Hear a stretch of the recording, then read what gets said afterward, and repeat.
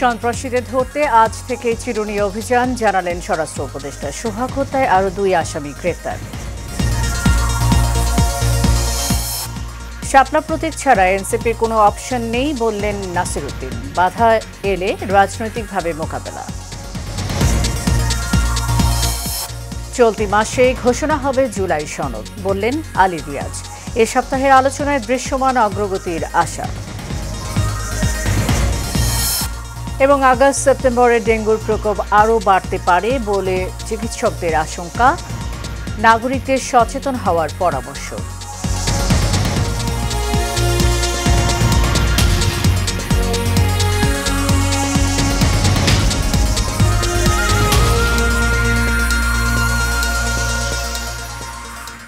স্বাগত এশিয়ান নিউজের সাথে আছি সাবরিনা জিয়া।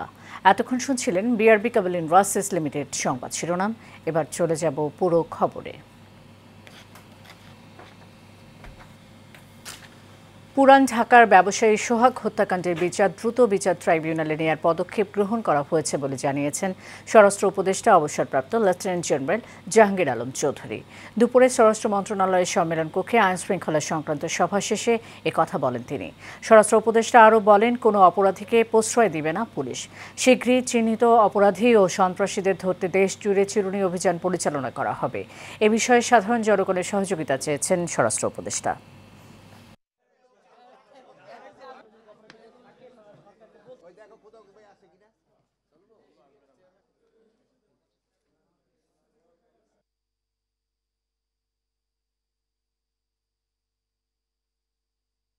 রাজধানীতে মিটফুটে যে চাঁদা না পেয়ে ব্যবসায়ীকে নারকীয় হত্যাকাণ্ডের ঘটনাসহ দেশব্যাপী সম্প্রতিকালে যেসব হত্যাকাণ্ড ঘটেছে, এসব হত্যাকাণ্ডে জড়িত সবাইকে আইনের আওতায় আনতে বর্তমান সরকার বদ্ধপরিকর। এসব ঘটনার সুষ্ঠু বিচার ও দৃষ্টান্তমূলক শাস্তি নিশ্চিতকরণে সরকার কাজ করে যাচ্ছে। এনবিআরের আন্দোলন শুরুতে নিরপেক্ষ থাকলেও পরে তা সরকার বিরোধী রূপ নেয়। আন্দোলনের আড়ালে ছিল সুপরিকল্পিত রাজনৈতিক উদ্দেশ্য এবং অর্থনৈতিক অস্থিতিশীলতা তৈরির চেষ্টা। রোববার সচিবালয়ে অনুষ্ঠিত এক সংবাদ সম্মেলনে এসব মন্তব্য করেন উপদেষ্টা মোহাম্মদ ফজল করিম খান। সচিবালয়ে জ্বালানি মন্ত্রণালয়ের সভাকক্ষে ব্যবসা বাণিজ্য, শিল্প, বন্দর ও রাজস্ব আদায় কার্যক্রম অধিকতর গতিশীল রাখার লক্ষ্যে গঠিত উপদেষ্টা পরিষদ কমিটির অগ্রগতি সম্পর্কিত এই সংবাদ সম্মেলনের আয়োজন করা হয়। যে কোনো মূল্যে চলতি মাসেই ঐকমত্য কমিশন জুলাই সনদ প্রণয়ন করতে চায় বলে জানিয়েছেন কমিশনের সহসভাপতি ডক্টর আলী রিয়াজ। আজ ঐকমত্য কমিশনের বৈঠকের সূচনা বক্তব্যে তিনি কথা বলেন। এই সপ্তাহের মধ্যে এ বিষয়ে আরও অগ্রগতি হবে বলে আশা করেন তিনি। আজ 11:30 থেকে শুরু হয় ঐকমত্য কমিশনের বৈঠক। প্রধান বিচারপতি নিয়োগ ও তত্ত্বাবধায়ক সরকার সহ 3টি গুরুত্বপূর্ণ বিষয়ে জাতীয় ঐকমত্য কমিশনের সাথে আবারও সংলাপে বসেছে রাজনৈতিক দলগুলো। জাতীয় নাগরিক পার্টি এনসিপির মুখ্য সমন্বয়ক নাসির উদ্দিন পাচওয়ারি বলেছেন, শাপলা প্রতীক পেতে আমাদের আইনি কোনো বাধা নেই। যদি বাধা আসে তাহলে আমরা রাজনৈতিকভাবে লড়াই করব। শাপলা ছাড়া আমাদের কোনো অপশন নেই, শাপলা ছাড়া বিকল্প নেই। প্রধান নির্বাচন কমিশনার সাথে এনসিপি নেতাদের বৈঠক শেষে সাংবাদিকদের কথা বলেন তিনি। সাংবিধানিক প্রতিষ্ঠান অনুযায়ী নিজের ভালো কাজের পরিচয় দিয়েছেন, তাদেরকে রাখা যেতে পারে, কোনো ব্যক্তি আকারে নয়। এইসি পুনর্গঠন করবে অনেকে তাদের ব্যক্তি জায়গা থেকে একটা দলীয় মুখপাত্র হিসাবে কাজ করছেন।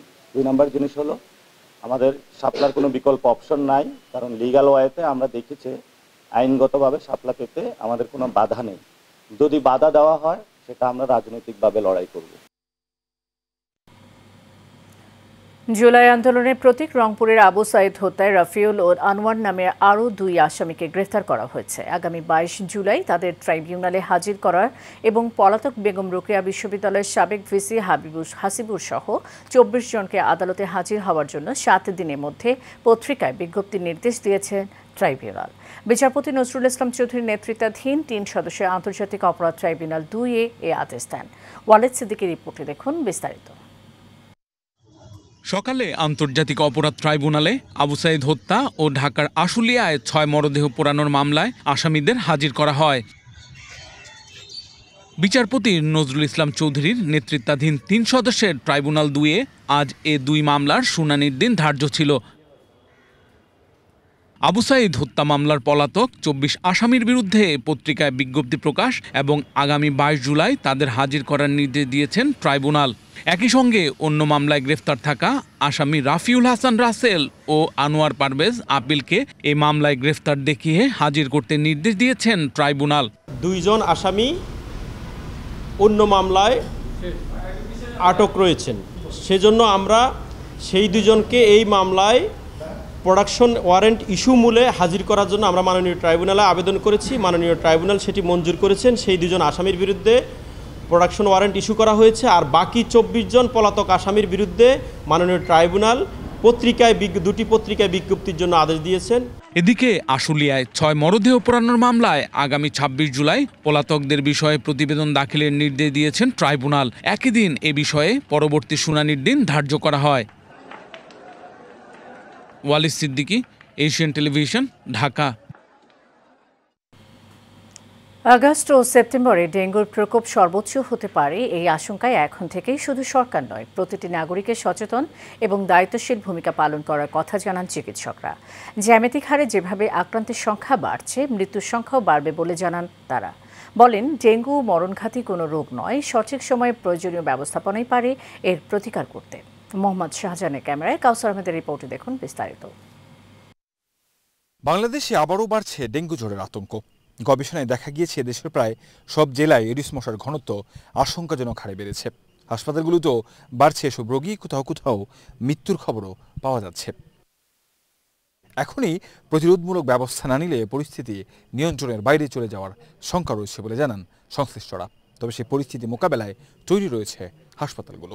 ডেঙ্গু ভাইরাসটায় কোনো স্পেসিফিক রেমিডি নেই, এটা কিন্তু just management, mostly fluid management.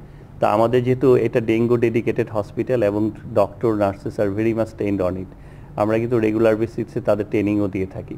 এই জন্য আমাদের একেবারে ক্যালকুলেটেড ফ্লুইড ম্যানেজমেন্ট হয়ে থাকে। এইখানে ডেটটা খুবই কম। তো সেটা হচ্ছে সবার দায়িত্ব, সেই জানুয়ারি মাস থেকে শুরু করে ডিসেম্বর পর্যন্ত টানা 1 বছর, কেন বছর পর বছর কিন্তু ডেঙ্গু নিয়ে আমাদের কাজ করা সবারই দায়িত্ব। কোনো একটা সেক্টর কিন্তু একা সম্ভব পারবে না, সেটা জনগণ সম্পৃক্ত হয়ে যদি কাজ করে তাহলে সম্ভব। কারণ ডেঙ্গু বংশ বিস্তার হচ্ছে বাসা থেকেই। বাসার মধ্যে ফুলের টব, এসি, ফ্রিজের পানিটা রেখে দিলে 3 দিন পর সেখানে ডেঙ্গু মশা ডিম পারে। পরিস্থিতি ভয়াবহ হওয়ার আগেই সমন্বিত উদ্যোগ এবং ব্যক্তি পর্যায়ে জনসচেতনতা ছাড়া রক্ষা নেই বলে মনে করেন চিকিৎসকরা। চিকুনগুনিয়া যদি মৃত্যুর রেটটা অনেক কম, যার ফলে আমাদের উদ্যোগ হল ডেঙ্গু নিয়ে, তার মৃত্যুর রেটটা যেখানে বেশি আমাদের হচ্ছে, সেই জন্য অবশ্যই ডেঙ্গু নিয়ে ভাবতে হবে। চিকুনগুনিয়া নিয়ে যেহেতু এই মশাটা তো বংশবিস্তার তো করছে কীভাবে সেটা জানা দরকার। আমরা যদি বংশবিস্তার রোধ করতে পারি তাহলে তো দুইটাই আমাদেরকে, 3টা এডিস দিয়ে যেগুলো ছড়াচ্ছে ডেঙ্গু, চিকুনগুনিয়া, জিকা, সেগুলো অবশ্যই প্রতিরোধ করা যাবে। We are concern on that trigger, যে আমাদের কিন্তু ডেঙ্গুর যেটা 4টা ভেরিয়েন্ট রয়েছে, ডেন 1, 2, 3, 4, এটার মধ্যে কিন্তু সবচেয়ে ভয়ঙ্কর ডেন 2, যেটাতে কিন্তু ব্লিডিং টেন্ডেন্সি হয় এবং ডেঙ্গু শক সিনড্রোম হয়। এই ভেরিয়েন্টটা কিন্তু বাংলাদেশে খুব প্রিভ্যালেন্ট। এই জন্য আমাদের খুবই কেয়ারফুল থাকতে হবে, কোনোভাবেই যেন ডেঙ্গু না হয়, কারণ ডেঙ্গুকে হেলা করার কোনো সুযোগ নাই। কারণ কারো যদি শক সিনড্রোম হয়ে মৃত্যু ঘটে, সেটা কিন্তু তার জন্য খুবই পরিবারের জন্য প্রচণ্ড লস, এবং এই জন্য আমাদের সচেতন হতে হবে। জানান, ডেঙ্গু প্রতিরোধে শুধু ফগিং বা ওষুধ ছিটানো যথেষ্ট নয়, বাস্তব ভিত্তিক ও বিজ্ঞান নির্ভর পরিকল্পনা দরকার। Dengue is very smart mosquito. আপনারা জানেন যে এডিস মসকিটো কিন্তু কন্ট্রোল করা ভেরি ডিফিকাল্ট। নাগরিক দায়িত্ব কিন্তু অনেক বেশি, সবাই মিলে একসাথে কাজ করলে সম্ভব ডেঙ্গু নিয়ন্ত্রণ করা। কাউসার আহমেদ, এশিয়ান টেলিভিশন, ঢাকা।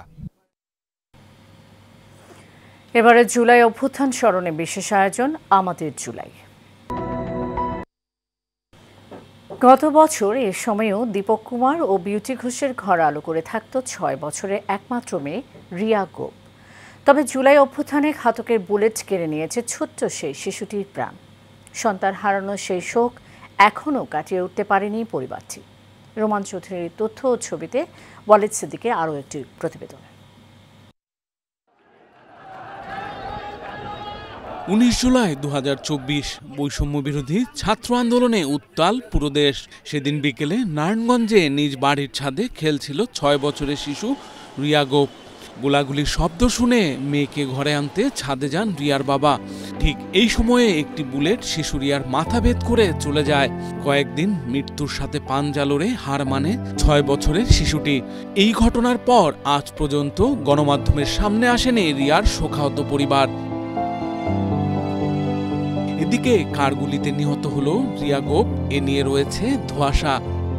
এই ঘটনার জন্য সম্পূর্ণরূপে দায়ী হচ্ছে তৎকালীন সরকার শেখ হাসিনা এবং নারায়ণগঞ্জে তাদের দোসর। তারা যে গুলিগুলি করেছে সেই গুলির কারণে কিন্তু এই 6 বছরের শিশু রিয়া গোপ, যিনি একটা বিল্ডিংয়ের ছাদের মধ্যে অন্যান্য বাচ্চাদের সাথে খেলতেছিল, সেই অবুঝ শিশুকেও তারা হত্যা করেছে, যেটা আসলে একটি মানে ভাষায় প্রকাশ করার মতো না। তার এত নরবশ হয়ে গেছিল যে সেরে আন্দোলন বা এরা ক্ষমতা টিকে রাখার জন্য কে কোন ধর্মের, কে বাস্তব, কে মরল, সে কোনটা সে তোয়াক্কা করে নাই। সর্বদা দেখলাম একটা মাসুম বাচ্চা, একটা নিষ্পাপ মেয়ে মারা গেল, যার কারণে পুরা নারায়ণগঞ্জ পুরা বাংলাদেশটা নাড়া দিল, যেটা কি হয়ে গেল। ছাদের উপর থেকে হেলিকপ্টারের যে গুলি, এটা এখনো পর্যন্ত সরকারের সংশ্লিষ্ট বাহিনী কিন্তু জানে কারা এই গুলিটা করেছে। যার নেতৃত্বে সেই দিন ডিউটি ছিল, তাকে জনসম্মুখে তার বিচারের ফয়সালা ঘোষণা করা হোক এবং তার উপযুক্ত শাস্তি হোক। রিয়ার মতো আর কোনো শিশুকে যেন এমন নির্মমতার মুখোমুখি হতে না হয়, এমনটাই চাওয়া দেশের বিবেকবান নাগরিকদের। Asian television news desk. BNP ঘোষিত 31 দফা বাস্তবায়নে জার্মানির বার্লিন স্বেচ্ছাসেবক দল পূর্ব শাখার উদ্যোগে আলোচনা সভা হয়েছে। রাইনিকেনডর্ফ এলাকায় জার্মানি স্বেচ্ছাসেবক দল পূর্ব শাখার আহ্বায়ক মোহাম্মদ সুহেব আহমেদের সভাপতিত্বে ও সদস্য সচিব ইব্রাহিম সরওয়ারের সঞ্চালনায় এতে প্রধান অতিথি ছিলেন বাংলাদেশ স্বেচ্ছাসেবক দলের কেন্দ্রীয় কমিটির আন্তর্জাতিক বিষয়ক সম্পাদক নাসির উদ্দিন আহমেদ শাহ। এতে প্রধান বক্তা ছিলেন স্বেচ্ছাসেবক দলের কেন্দ্রীয় কমিটির আন্তর্জাতিক বিষয়ক সম্পাদক সেলিম হোসেন। বক্তব্য রাখেন জার্মান স্বেচ্ছাসেবক দলের সাবেক সভাপতি সাইদুর রহমান সাইদ, রফিকুল ইসলাম রফি, জাকির হোসেন সহ আরও অনেকে।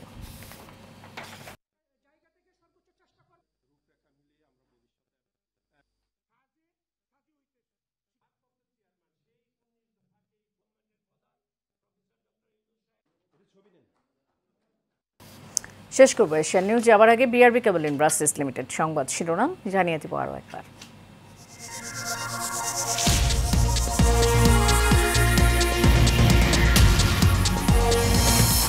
সন্ত্রাসীদের ধরতে আজ থেকেই চিরুনি অভিযান চালালেন স্বরাষ্ট্র উপদেষ্টা। সোহাগ হত্যায় আরও 2 আসামি গ্রেফতার। শাপলা প্রতীক ছাড়া এনসিপির কোনো অপশন নেই বললেন নাসির উদ্দিন। বাধা এলে রাজনৈতিকভাবে মোকাবেলা। চলতি মাসেই ঘোষণা হবে জুলাই সনদ বললেন আলী রিয়াজ। এ সপ্তাহের আলোচনায় দৃশ্যমান অগ্রগতির আশা। এবং আগস্ট সেপ্টেম্বরে ডেঙ্গুর প্রকোপ আরও বাড়তে পারে বলে চিকিৎসকদের আশঙ্কা, নাগরিকদের সচেতন হওয়ার পরামর্শ।